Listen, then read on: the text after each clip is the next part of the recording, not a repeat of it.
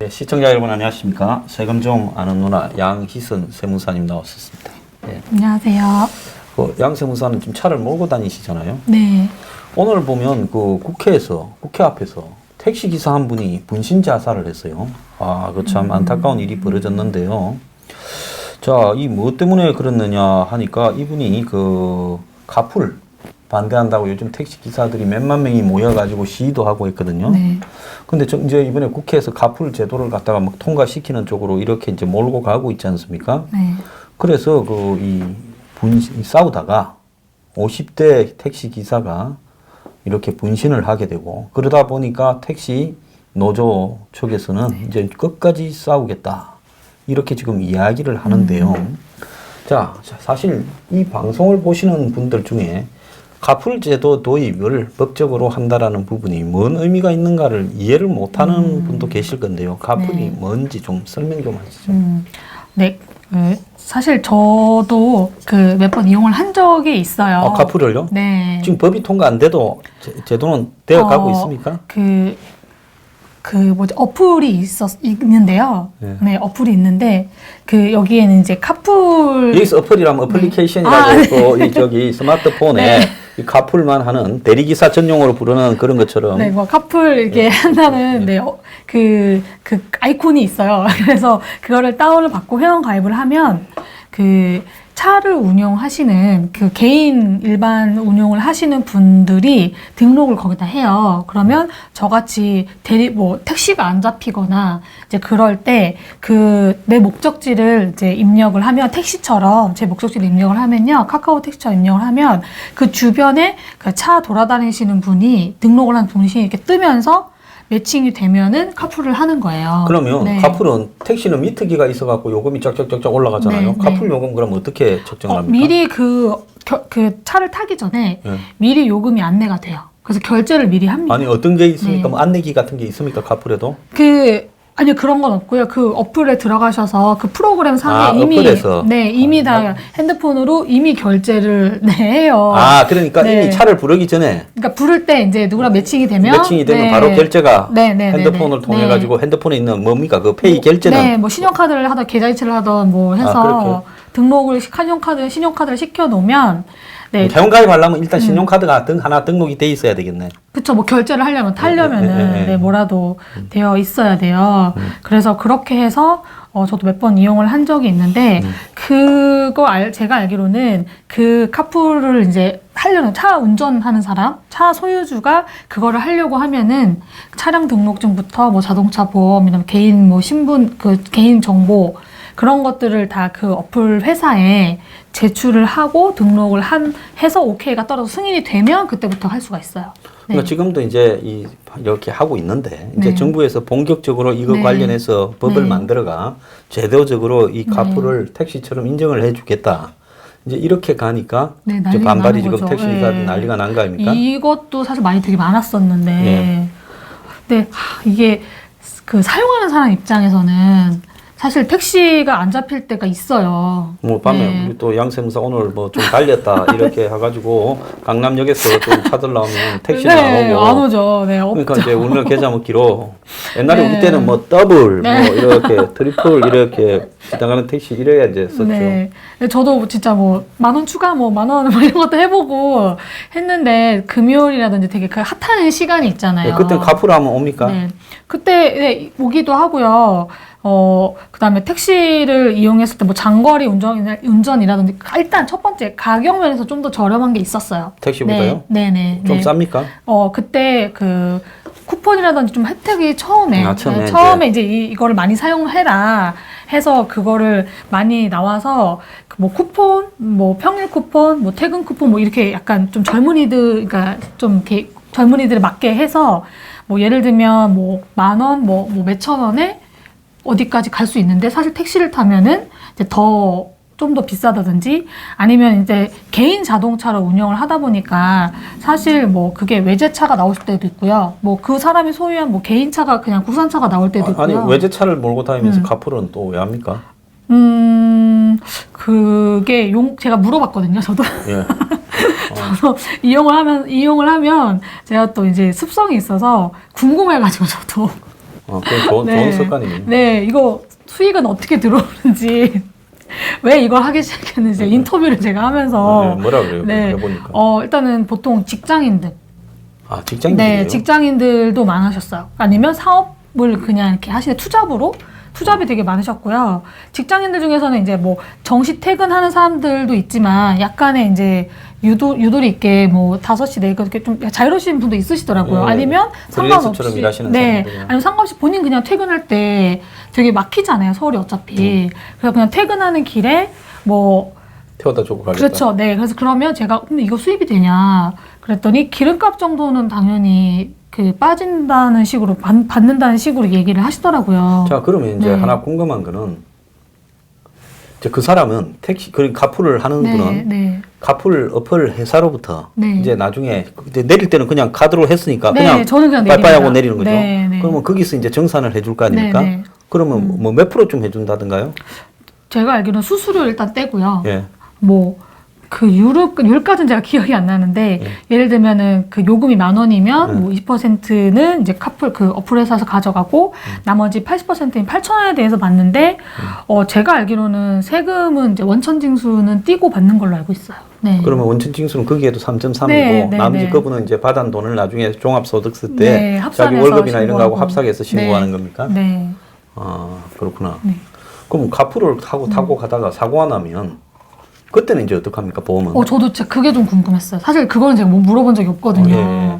네, 저도 한번 타고 가다가 택시 같은 경우에는 네. 내가 가다가 사고가 나면 택시 회사에서나 개인 네. 택시는 또 저 공제조합이나 이런 데서 네. 보험에 들어 있어서 네. 그렇게 이렇게 뭐 보험 치료가 되지 않겠습니까? 네, 맞아요. 저도 사실 그래서 처음에 이 어플을 주변에서 써봐 이렇게 했을 때 안 썼던 이유가 그거였거든요. 네. 뭐 만약에 사고가 났을 때 그럼 과연 누가 나를 책임져 줄 것이며 모르는 사람 차를 탄다라는 게 저녁에 특히 제가 보통 여성분들이 이거를 이용하는 건 아침 출근 시간에 이용하다기보다는 뭐 퇴근 시간이라든지 그렇죠. 밤에 택시 잘 안 밤이겠죠. 잡히는 심야에, 예. 네, 시간에 이용을 하는 거라서 뭐 짐이 뭐 많거나 약간 그랬을 때 뭐 약간 좀 그렇게 그러니까 그럴 때 이제 이용을 하는 건데 뭐 좀 모르는 사람을 혹시라도 네, 그런 생각에 처음에는 이용을 안 했었어요. 예. 안 했다가 주변에서 너도 나도 이용하고 있고 또 제 주변의 지인이 카풀 드라이버로 등록을 해서 본인이 직접 이제 카풀을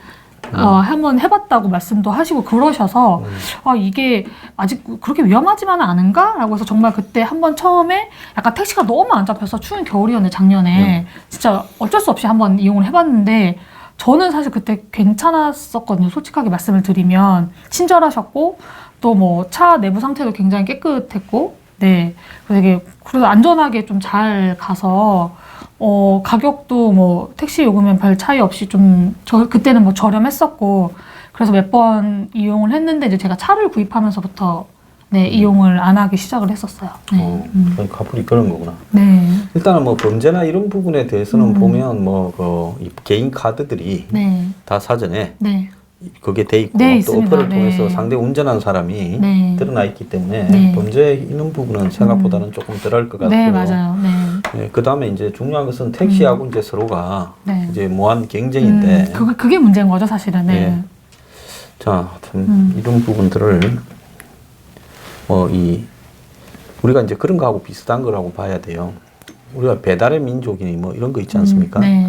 그런 거 없을 때 가게들이 배달 다 했잖아요. 네. 근데 그런 게 생겼을 때 처음에는 이제 거기 앱에 하나 들어가면 온갖 배달하는 리스트들이 네. 나오니까 좀 편합니까? 그냥 전화해서 옛날에 냉장고 앞에 붙여놓은 뭐 네. 이런 데서나 안 그럼 서랍에서 뭐 꺼내가지고 동네에 뭐 맛집이 뭐냐 찾아보다가 네. 배달의 민족 가서 때리면 된다 하면 네. 좀 편합니까? 네, 엄청 편하죠. 배달 많이 해보셨을 거 아니에요? 네, 저는 많이 하죠. 네. 그게 사실 저같이 혼자 사는 혼족들은 배달시키면 전화 나가야 되고 그때 결제를 또 해야 되잖아요. 네, 그렇죠. 오면. 네. 그러니까 누군가가 나 혼자 사는 집 앞에 배달을 이렇게 들어오거나 이런다는 게, 그리고 결제를 또 해야 된다는 게 사실 좀 부담스럽긴 하거든요. 그럼 배달의 민족에다가 시키면 거기도 카풀처럼 자기 이렇게 핸드폰을 넣어놔서 아니, 자동 결제되는 겁니까? 그렇지는 않고요. 배달의 민족 어플 자체에서 결제를 할 수가 있어요. 그럼 어떻게 합니까? 우리 왜 신용카드 왜 인터넷으로 결제하듯이 예. 핸드폰으로 그냥 똑같이 결제를 해. 거기도 카드를 등록을 해서. 카드를 등록해놓고. 네, 선택할 수 있어요. 카드로 등록해서 바로 결제를 할 수 있고요. 아니면 오실 때 그냥 계산을 할 수도 있어요. 근데 어떻게 해요? 많이 해보면 그 가격이 네. 옛날에 그 동네에 막 이렇게 네. 무슨 식당이나 가게에서 배달할 때보다 그 가격이나 품질이 똑같아요. 똑같아요? 네, 그 가격도 가격을 똑같아요? 다를 수가 없고요. 그 예를 들면은 그냥 매장에서는 뭐 17,000원에 파는 치킨을 배달의 민족 어플로 산다고 해서 2만 원에 팔거나 그러진 않아요. 똑같고요, 다. 왜냐면 업주 입장에서는 그 배달의 민족 어플을 이용을 하면 그 전화 받을 때 통화 중일 수가 있잖아요. 예를 들어 하나 주문을 받을 때 그럴 필요 없이 계속 제가 보니까 그 띵동 띵동 배달의 민족 주문해서 이렇게 식당에서 울리더라고요. 띵동 띵동 이렇게 하면서 그럼 배달이 쉼 없이 들어오시는 자영사가 좀 잘 되시는 것 같은데 그러면 그 주문으로 바로 해서 배달 나가고 되게 잘 되는데 배달 대행 업체를 써요. 그 내부에서 배달을 하는 게 아니라 워낙 주문이 그럼 많이 들어올 거 아니에요. 네. 어플로 다 주문을 할 거니까. 그래서 배달 대행 업체를 쓰고요. 배달 대행 업체 쓰는 데들은 배달료가 또 따로 있는 데들도 있어요. 그럼 저 같은 사람들은 굳이 가서 사거나 직접 전화해서 뭔가 막 주문하고 이런 게 귀찮아서요. 그냥 배달료 내고 시켜요. 네.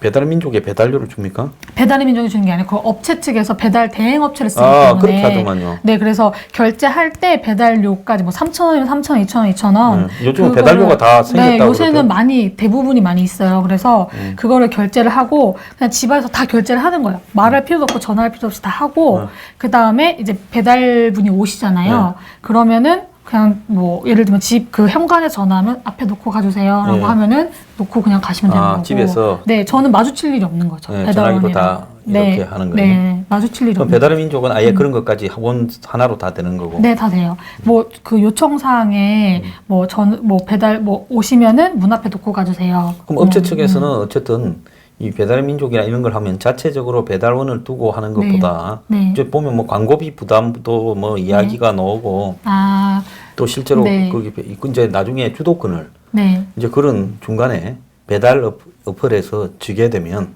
네. 자영업자들이 이제 거기 끌려다니는 일도 발생하고 뭐 여러 가지 또 문제도 있다 그러더라고요. 그 처음에 배달의 민족이 나왔을 때는 네. 그 수수료, 그러니까 그 업주분들이 배달의 민족 그 어플 회사에 준 수수료 굉장히 좀 지금보다 높았어요. 네. 근데 지금은 제가 알기로는 조금 낮춘 걸로 알고 있거든요.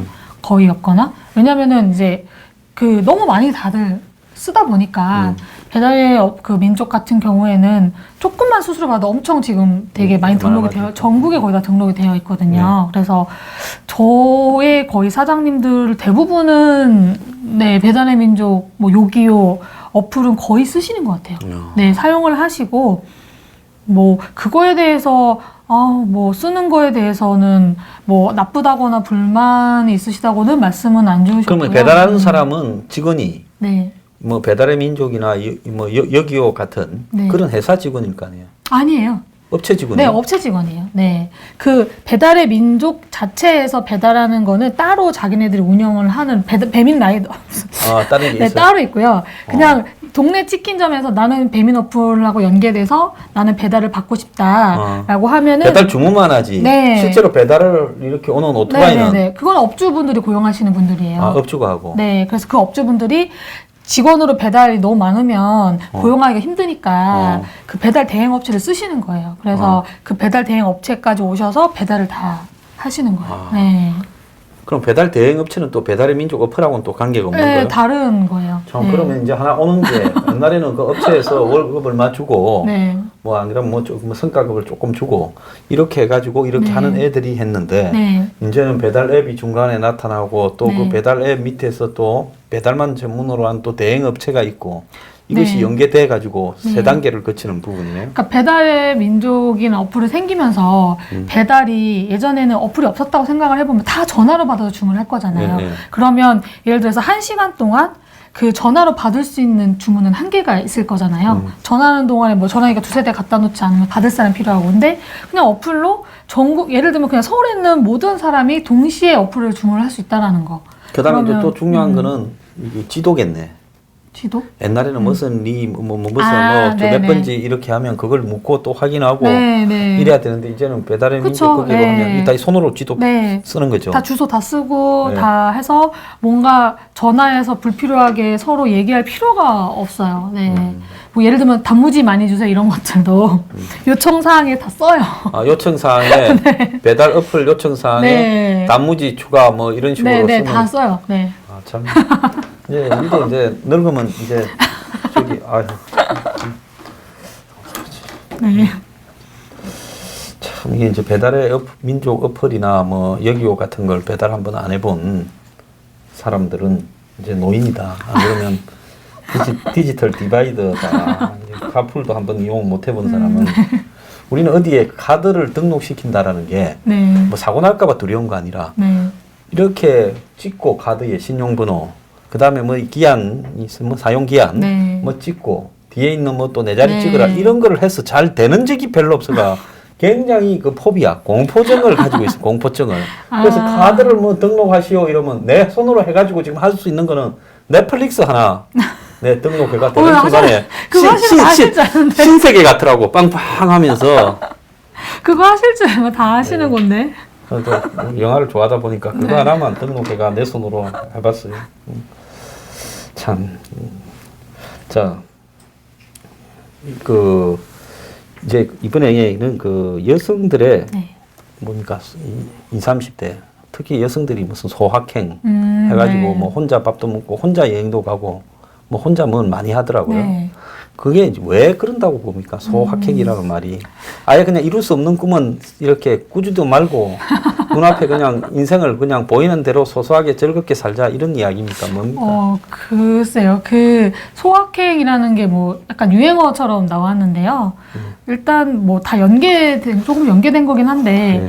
그 이제는 여성들이 이제 혼자 싱글 라이프를 즐기는 사람들이 많아졌잖아요. 예. 네, 예전부터 꾸준하게 있었지만 지금 또 많아지고 뭐 그냥 혼자 우리 그냥 저희끼리 그냥 하는 말 혼자 먹고 살 정도는 돼야지 이렇게 말을 하는 게 물론 결혼해서 아이 낳고 뭐 가정을 꾸리고 행복하고 살고 이런 것들을 다 계획도 하고 하는 분들도 있지만 그냥 지금 당장 나 혼자 일단 뭐 직장을 다니던 뭔가 어떤 활동을 해서 수입을 창출을 하고 있는데 그래서 이 부분에 관련해서 내가 모아서 뭐 자금을 세워서 결혼을 해서 하기도 하고 그 모으는 와중에도 그냥 나를 위해서 나 자신을 위해서 내가 나를 위해 투자를 한다라는 보통 이제 표현을 가끔 쓰는데 그렇게 해서 소소하게 뭐 맛있는 밥을 먹는다든지 혼자 재밌는 영화를 본다든지 뭐 술 좋아하면 혼술을 한다든지 뭐 요즘 호캉스라는 표현이 있는데 호텔에서 네 호텔에서 이렇게 좀 힐링하면서 좀 쉰다든지 네 그러니까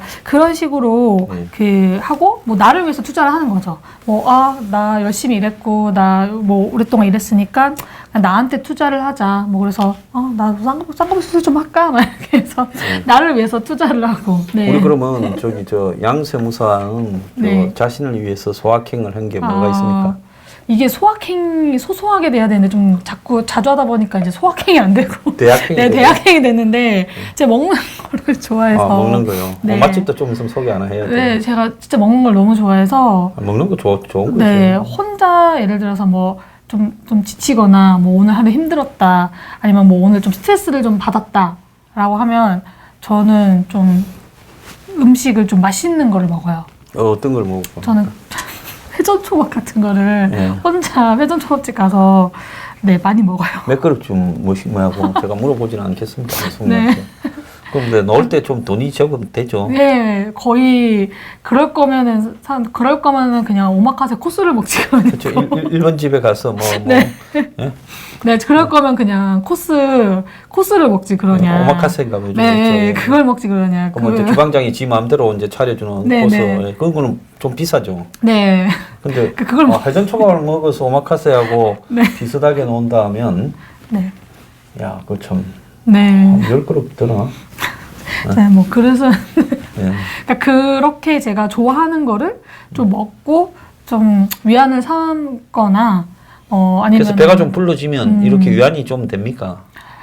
그렇죠. 그러니까 너무 가면 이제 후회하겠죠. 아, 이러니까 살이 안 빠지지 이러면서. 아, 그러시구나. 네. 진짜 그러면 저 같은 사람은 어떻게 소확행을 좀 추구해야 된다고 한번 조언을 좀 해봐주십시오. 그거는 본인이 좋아하는 거에 따라 제 소확행이 달라질 것 같아요. 저는 먹는 거, 뭐, 친구들 만나는 거, 네. 뭐, 그런 거를 좋아하기 때문에, 네. 그 소확행이라고 하는 거 정말 맛있는 거 먹고, 뭐, 여행 다니고, 뭐, 이런 거를 하는 거고, 소장님이 좋아하시는 해야 됩니까? 거가, 네, 어떤 건지 제가 혹시 말씀 주시면은, 네. 나중에 좀 상의를 하겠습니다. 네. 자, 그럼 먹는 말이 나온 김에 좀 맞아 좀 더 하면 뭐 최근에 가서 맛있던 맛집 좀 하나 소개해 주십시오. 최근에요?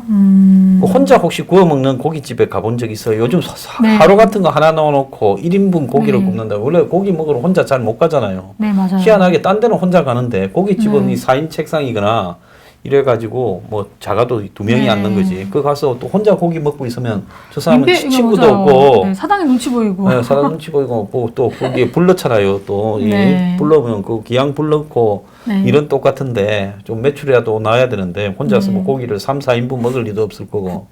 네. 저도 사실 고기를 굉장히 좋아하는데 혼자서 고깃집 가서 이렇게 구워 먹은 적은 없고요. 이제 1인 이제 젊은 좀 그러니까 층들을 좀 타겟으로 해서 대학생 뭐부터 시작해서 해서 이렇게 칸이 이렇게 되어 있어서 1인으로 먹을 수 있는 옛날에 독서실처럼 이렇게 한 마디 네. 그래서 라멘집은 많은데 그 고깃집이 있는데 그걸 구워 먹지는 않고요. 그 주방장에서 구워서 이렇게 판에다가 이미 구워져서 소고기 또는 돼지고기가 쌈하고 뭐 이렇게 선택해서 나와요. 그래서 그걸 들고서 혼자서 고기를 먹어요. 혼자서. 네. 그럼 어떻게 좀 네. 행복하다 이렇게 해야 될 건데 좀 와 이리 좀 처량하게 느끼죠. 저만 행복하면 되는 거니까. 가서 혼자 고기 그래 좀 먹어봤어요. 거기는 제가 좀 주로 이용했었어요. 그럼 무슨 고기 먹습니까? 뭐 소고기도 있고 돼지고기도 있어서 그 선택을 해서 먹거든요. 거기는 또 제가 가던 데는 서울대 입구 쪽에 있는 건데 그것도 아마 체인점일 거예요. 네. 그래서 그 요새 왜 패스트푸드점에 가보시면은 예전에 당연히 주문했잖아요. 가서 햄버거. 근데 요새는 이렇게 자판기 같은 거에 눌러서 선택해서 카드 긁고 거기도 선택해서 카드 이미 다 긁으면 주문 내용이 주방한테 가서 주방은 뭐 몇 번 뭐 나왔어요 하면서 그냥 가져가서 먹거든요. 요새 이제 그렇게 해서 몇 번 간 적은 있어요. 너무 배고파서 혼자 김밥, 분식은 오늘은 먹기 싫고 뭔가 고기는 먹고 싶은데 이렇게 구워 먹는 데는 혼자 가서 먹을 수는 없으니까. 네. 제가 옛날에 저보다 연세가 한 10살 더, 10살, 열 몇 살 많은 분을 모시고 아침에 식당에 밥 먹을 때를 찾았다가 마땅치 않길래 버거킹인가 갔어요. 네. 근데 주문을 하는데 안 되더라고. 이제 그런 것만 딱 보면 스트레스가 딱 쌓이기 시작하면서 성질이 급해지면서 결국 실패해서 저기요 저 일하는 사람한테 이거 좀 어떻게 해야 되는지 이제 눈치 보면서 이랬는데 그건 참 그렇게 해서 이제 고기를 혼자 드셨다고. 네. 그러면 그런 데는 고기를 뭐 1인분 이렇게 이제 해서 합니까? 네, 나와요. 그래서 이렇게 돌판 같은데 식으면 안 되니까 오래 좀 할 수 있게. 근데 양 변호사는 어차피 가봤자 좀 여러 사람이 먹는 식당에 가는 거나 또 혼자 가서 이렇게 하는 거나 가격은 비슷하게 안 나옵니까? 그쵸. 네? 근데 혼자 구울 자신이 없어가지고. 혼자 굽는 어떤 시선 때문에. 시선도 그렇고 제가 고기를 잘 못 굽습니까? 네, 그러니까 소고기야 뭐 피기만 사라지면 먹으면 되는데 돼지고기는 잘 익혀야 되잖아요. 그래서 구워주는 데를 가면 되거든요. 구워주는 데를 가면 되는데 아직까지 혼자 고깃집은 도전 못 해봤어요. 아직까지. 고깃집에. 제가 곱창은 먹은 적 있는데 혼자 곱창을 네. 어떻게 먹었습니까? 부산 가서 여행을 혼자 갔었거든요. 네, 부산에 그 곱창집 원래 서울에 여기 유명한 네. 곱창집들이 대부분 뭐 양대박이니 뭐 이런 다 이 부산이 네. 원조예요. 어느 동네 가서 곱창 드세요? 남천동? 저기 대신동? 제가 해운대? 지금 곱창 골목이 조금 있던데 네. 되게 유명한 원래는 제가 백화곱창인가? 옛날 서면에 있었는데 곱창 그거를 먹으러 갔다가 하필 문 닫는 날 가가지고 네. 제가 주변에 이렇게 앞에 나오셔가지고 이 어르신분들이 막 여기 오세요 이렇게 하시잖아요. 그래서 거기 이렇게 갔는데 바처럼 이렇게 불이 이렇게 다 있더라고요. 그래서 혼자 가도 그 주인 아주머니께서 앞에서 구워주세요. 와, 네. 부산에 그런 데가 있어요? 네. 옛날 내가 부산 살 때는 그런 거 없었는데. 네, 그래서 혼자 정말 눈치 안 보고 네 맛있게 먹고 왔어요. 아, 이거 곱창을 혼자서 구워 먹었다 하면 이거는 뭐 내공이 거의 혼자 하는 일에 네. 선수겠네요. 참. 이게 참 이 세상이 급격하게 바뀌어져서 혼술을 또 좀 하십니까? 좋아하죠, 네. 혼술은 어디 가서 합니까? 혼술은 남자들은 뭐 바 같은데 이런 네. 데 가서 네. 이렇게 혼술을 할 수 있죠. 저도 바에서 해요. 바에서? 바에서 먹기도 하고요, 마시기도 하고 꼭 근데 바는 이제 뭐 칵테일, 뭐 위스키 이런 거를 팔잖아요. 근데 그런 거 먹고 싶을 때는 뭐 바도 가고요, 아니면 동네 그냥 조그만 뭐 아니면 이자카야 같은 데에서 먹기도 하고 네, 그래요. 거기 남의 시선이나 뭐 이런 거는 상당히 별로 의식하지 않는 이런 예전에 스타일이시네요. 처음 시작할 땐 그랬죠. 저도 처음에는 혼자 뭐 분식집은 갔었어요. 혼자. 그렇지. 뭐 뭐 배고프니까. 나도 분식집 혼자 간 적이 있습니다. 뭐 먹어야 되니까 먹고 싶으니까 갔는데 다른 데는 좀 그런데 저는 어차피 원래 혼자 하는 거에 대해서 그렇게 거부감은 없어서 영화도 혼자 보고 다 그냥 혼자 하는 거를 그렇게 뭐 외로워하거나 그런 편이 아니어가지고요. 바집도 있고, 뭐 바도 가서 먹고, 아니면 뭐 이자카 이런 데 가서 그냥 안주랑 이자카, 뭐 사케도 먹고. 전번에 진짜 이거 분식집에 한번 혼자 간 적이 있는데 네. 혼자 먹다 보니까 저보다 나이 많으신 어르신이 혼자 와서 분식집에서 김밥하고 라면을 먹는데 내가 옆에서 보니까 저분 참 짠하다 이런 생각이 드는데 가만히 생각해 보니까 내 옆에 있는 젊은 사람은 내가 참 짠하다 생각을 하겠다 생각을 해서 그 위에는 있는데 안 가야 되겠다 이런 생각을 했었어요. 저는 근데 그렇게 생각하지 않거든요. 제가 짠하다고 느꼈던 건 어르신이 혼자서 분식집에서 김밥하고 라면을 먹고 있을 때가 아니었고요.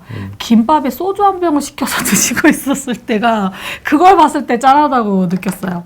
왜냐하면 뭔가 근심이 있어 보이셔서 김밥에 소주 먹기는 쉽지 않다고 생각했거든요. 진짜. 네. 그렇죠. 오늘 참 이 세대 트렌드에 대한 이야기를 우리 양세무사 모시고 일을 하고 있습니다. 근데 이게 중요한 거는 뭔가 하면 혼자서 떳떳하게 할 수 있는 거. 이제 세상이 옛날처럼 몰려다니는 세상이 사실은 끝나고 있잖아요. 이제 저희들 세대 이후로는 이제 이런 것들이 끝난 세상이에요. 그래서 솔직히 몰려다니면 재밌는 부분도 있지만 몰려다니면서 불편한 데 대해서 익숙하기가 저는 나이가 그렇게 어리지는 않아도 몰려갖고 우 앉아서 그냥 이렇게 먹는 부분에 젊었을 때는 그런 게 즐거웠어요. 그래서 그런 자리랑 가면 막 시끌벅적하게 떠들면서 하다 보면 몇 시간이 후딱 가고 2차, 3차 가고 다음날 숙취로 이런 게 좋았는데 이제는 조용한 게 좋지. 그냥 내가 관심이 없는 부분의 주제나 남의 관심에 대해서 내가 가서 그걸 이야기를 나누거나 하는 것 자체가 이제 스트레스가 있어가. 저 되게 심해요, 그거. 심해요? 네. 그래서 그런 뭐 동문회 무슨 모임 연말이라고 한 먹자 이제 이런 걸 안 나가기 시작하니까 이제 오라고도 안 해요. 그래서 그러다 보니까 생일날도 이제 가다 가면 이종배 대표가 없었으면 혼자 밥 먹을 뻔했어요. 그래서 이제 그런데 그렇다고 해가지고 그럼 제가 불행하냐? 또 그거는 저는 아니라고 느껴요. 왜냐? 이 대화나 이런 부분들이 저는 이런 걸 할 때 한 주제를 정해서 내가 맨날 직업병인가 좀 이렇게 즐겁게 서로 토론을 하면 될 건데 가면 이제 뭐 이제 정치적으로 또 저 사람이 저 문재인 저 새끼 어쩌고 하면 또 한쪽에서는 그거 아니다 뭐 이래서 하고 뭐 이런 그래서 이런 것들이나 이런 것이 굉장히 스트레스로 오더라고. 또 먼저 저는 평론하거나 이러니까 제가 가면 그 자리에는 제가 말을 하기 싫어 입을 다물고 있어도 결국은 또 글로 흘러가요. 그러면 내가 이야기하는 걸 또 그 사람들은 나보고 말을 하라 해놓고 다 동감하느냐 또 그것도 그것도 아니야. 그러니까 이리저리 시간이 흘러갈수록 이렇게 독박을 쓰게 돼 있기 때문에 맞아요. 안 움직이는 게 상책이다. 그래서 제가 가끔씩은 뭐 밥을 좀 먹는데 이렇게 하자 이러고 제 지인들 중에요.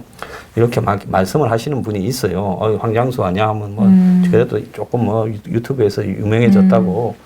그러면 이제 연락이 오시면 제가 제일 고민이 이제 그런 거를 이제 좀 이렇게 기분 안 나쁘게 거절하는 게 제일 고민이죠. 그럴 것 같아요. 저도 그 모임을 좋아해요. 되게 좋아하고 사람 만나는 거 좋아하는데 어느 순간부터 이 모임이 어떤 모임에 따라서 조금 네, 좀 달라지게 되더라고요. 그러니까 예전에 저도 모이는 거 좋아하고 막 이렇게 시끌벅적한 거 되게 좋아하고 그랬는데 예를 들면 이 모임에는 다 결혼한 사람? 또는 뭐 그런 친구들밖에 없는 거죠. 그러면 가면 주제가 다 결혼 또는 육아예요. 그러면 저는 굉장히 이해하려고 껴들려고 동조 좀 하려고 이렇게 집중을 하려고 해도 지금 제 인생에서는 이게 그러니까 관심이 없으니까 너무 힘든 거예요, 제가. 네, 육아에 대해서는 뭐 알지도 못하고 지금 들어서 내가 이걸 나중에 써먹을 수도 있까 싶기도 하고 언제 결혼할지도 모르는데. 내가 비슷한 경우가 있었어요. 네. 30대 한 중후반에 나는 이제 뭐 운동권 하거나 이렇게 이제 하고 있을 때 운동권이 아니라 사회운동 같은 이런 부분을 하고 있을 때 이제 취직해서 직장에 다니는 친구 모임을 가면 무슨 주식 뭐 그런 얘기 하잖아요. 질문을 하냐 이런 이야기. 그럼 나는 그런 이야기를 하고 하는 것 자체 듣는 것도 스트레스예요. 그러니까 그럴 때 정말 괴롭고 정말 힘들더라고요. 괴로웠어요. 네, 그래서 오랜만에 우리가 저기 좀 비슷한 네, 아니 다 똑같죠 이런 건데. 너무 그러니까 애들은 보고 싶어요. 다 좋고 다 좋은데 가서 제가 할 말도 없고 저 집중력이 제가 떨어지니까 저도 진짜 지금 말씀대로 나중에는 혼자서 자기들끼리 막 웅성웅성하는 게 소음처럼 들리기 시작하면서 스트레스가 막 쌓이기 시작하죠. 에이, 언제 빠져나갈까? 거기 모이면 또 술도 안 먹어. 네, 그런 자리는 또 술도 안 먹기 싫어요. 힘들어.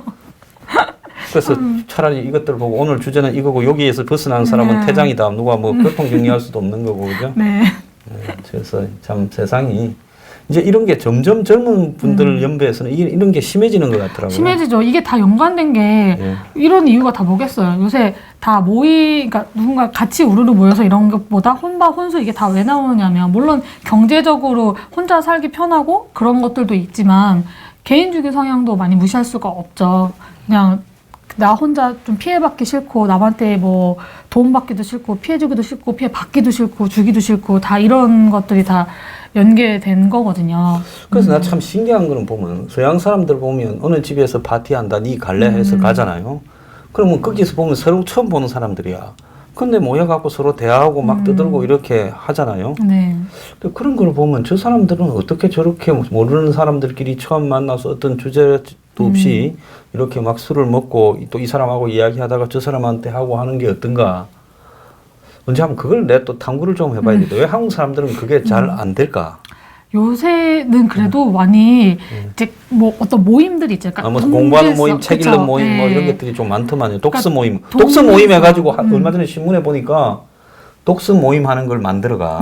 그걸 이렇게 회비를 얼마씩 받으면서 공간을 제공하고 그렇게 해가지고 사업적으로 성공한 사람도 있더만요. 네, 이게 요새는 그래서 그 개인주의도 있지만 그 안에서 이렇게 모르는 사람들끼리 모여서 어떤 같은 주제를 가지고 얘기를 하는 게 있어요. 저도 지금 사실 그 요새는 카카오톡 쓰잖아요. 대부분의. 네. 그러면 이제 카카오톡이 오픈 채팅방이라고 해서 어떤 한 주제로 방을 만들어 놓고 그거를 오픈을 시켜 놓는 거예요. 그러면 서로 모르는 사람, 뭐 전국 각지에서 모르는 사람들도 그거를 들어올 수가 있어요.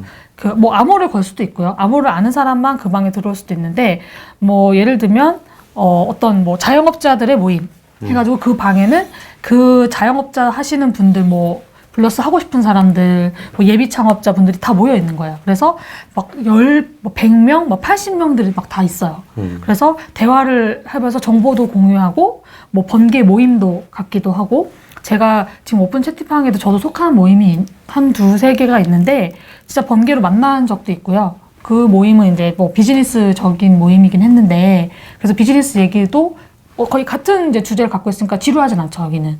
모르는 사람끼리 만나도 주제가 동일하고 원하는 게 거의 같으니까. 네. 그래서 그렇게들은 또 개인주의 성향이 있지만 또 그렇게도 또 이렇게 모임 같은 것들도 또 하고 있거든요. 그래서 이제 한편으로는 이 오프라인 세상이 네. 과거의 인맥 세상이 끝나는가에 대해서 좀 안타까운 생각도 있고 다른 한편으로는 개인들이 그래도 살아가면서 불편한 일은 하지 않겠다. 뭐 의무감이나 소속감이라는 부분에 네. 모여서 많은 제 또래 이상의 또 제 약간 밑에 또래 이상의 이 사람들은 무슨 뭐 부모 상태 친구가 없으면 어떡하냐 뭐 자식 결혼시킬 때 사람이 안 오면 어떡하냐 이런 강박관념 속에서 그 모임을 그냥 유지하기 위해서 유지하는 이 소외받기 싫다라는 이런 부분 때문에 그런 게 강하거든요. 근데 이제 뭐 세상이 바뀌어가고 있으니까 네. 이제 하고 싶은 일만 하기도 시간이 짧은데 굳이 싫은 일에 이렇게 예속될 필요가 있겠나 뭐 그런 생각들을 많이 하는 것 같아요. 그건 네, 그렇기도 한데 저는 개인적으로는 하고 싶은 것만 살 수는 없다고 생각하는 주의기는 해요. 뭐 하고 싶은 것만 다 하고 살면은 너무 좋겠죠. 너무 좋은데 그걸 했을 때 정말 뭐 남한테 피해를 안 주고 그냥 나 혼자 그냥 정말 즐기고 잘 뭐 행복하게 살 수 있으면은 뭐 그럴 수 있을 수도 있을 것 같은데 살다 뭐 제가 짧게 살았지만 하고 싶은 것만 해서 살기에는 도덕적인 면도 있고 뭐 네, 남과의 다 뭐 생각해야 되는 관계도 있고 뭐 다 연관이 되어 있더라고요. 아직은 그래도 네. 네, 오늘 그 양세 목사님 모시고 젊은 세대 이게 그 세금 좀 많은 누나에서 이제 5030의 대화로 좀 이렇게 가는 것 같습니다. 네. 좋은 이야기 나눠봤습니다. 네. 자, 주말 편안하게 보내십시오. 감사합니다.